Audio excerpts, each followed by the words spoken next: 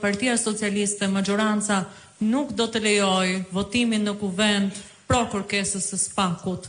Çfarë do të ndodhë? Çfarë precedenti krijohet dhe çfarë do të bëjë opozita përkundrejt kësaj situate? Faleminderit.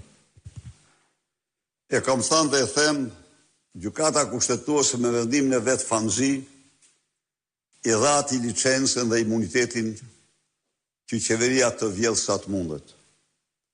Të njëjtën gjë do ta konfirmojë dhe parlamenti, opozita do bëjë gjithçka.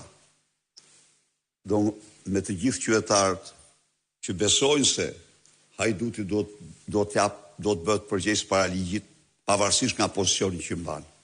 Dhe ne zotojmë, i garantojmë qytetarëve shqiptarë se kjo betejë nuk ndalet me kurrë gjerë në rivendosjen e votës së lirë, të drejtës tyre për të votuar të lirë, pra gjerë me largimin e këtij regjimi që de facto edhe mundësinë e fundit për të luftuar korrupsionin që është drejtësia, po e asgjëson. Zoti Berisha, një pyetje për Partinë Demokratike.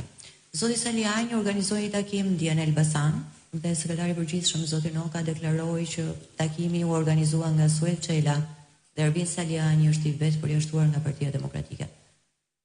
Përshëndrimi i Zotit Noka personal apo përshëndrimi i Partisë Demokratike? Urdhë, edhe një herë. Zoti Noka deklaroi që Saliani është i vetë përjashtuar nga PD-ja.